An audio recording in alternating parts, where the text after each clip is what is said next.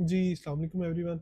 अच्छा जी, आज बहुत ज़्यादा स्टूडेंट्स का एक क्वेश्चन बार-बार आ रहा था जैसे ये मार्च इनटेक खत्म हुआ है, कि भाईजान किसी भी मतलब अगर एक नया स्टूडेंट आता है तो उसे मतलब कि एक टोटल प्रोसेस मतलब कि आपके एप्लीकेशन स्टार्ट से लेके और वीज़ा लगने तक कितना ड्यूरेशन टाइम लग जाता है। देखिए जो नॉर्मली यूनिवर्सिटीज़ होती हैं वहाँ पे 2 से ढाई महीनों का तक का टाइम होता है, पर अब आके मुझे थोड़ी बहुत नॉलेज हुई है कि हर सेमेस्टर में या हर इनटेक में ना लेट एडमिशन्स वाला हिसाब भी होता है। मतलब अगर कोई student at the end of the for example आपकी मार्च में क्लासेस स्टार्ट हो रही हैं, जो कि इस मरतबा मैंने एक केस डील किया है, अगर आपकी मार्च में क्लासेस स्टार्ट हो रही हैं और आप फरवरी में आते हैं कि भाईजान मैंने एडमिशन करवाना है, तो आप मार्च इनटेक में इंटरेस्टेड होते हैं एडमिशन करवाने में। कुछ यूनिवर्सिटीज़ के पास वाकई स्लॉट्स वगैरह अवेलेबल होती हैं और आप अपना एडमिशन वगैरह करवा सकते हैं। पर क्या कहते हैं उस चीज़ के लिए ये होता है कि आपके पास आपकी proper documentation each and everything ready पड़ी हो, आपके एजुकेशनल डॉक्यूमेंट अपोस्टाइल हो, तो आपके पास बैंक स्टेटमेंट हो और आपके पास आपका आइल्स या टॉफल का सर्टिफिकेट हो।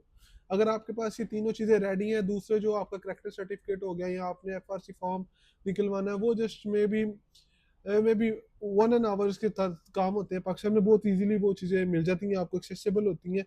तो अगर आपके पास अपनी जो डिग्रीज है वो पोस्टल है, आपके पास बैंक स्टेटमेंट है विद 6 मंथ ट्रांजेक्शन हिस्ट्री, चाहे आपकी सेल्फ की हो या आपके पेरेंट्स की हो, और अगर आपके पास टॉफिल या आइट्स का सर्टिफिकेट है, तो आपका काम विद इन अ मंथ भी हो सकता है, ईच एंड एवरीथिंग एप्लीकेशन से लेके वीज़ा लगने तक।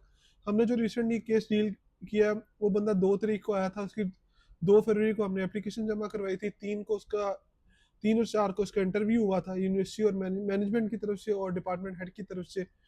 5 को उसका क्या कहते हैं एडमिशन कंफर्मेशन हो के, 6 को उसको ईमेल आ गई थी अपनी फीस जमा करवाने की।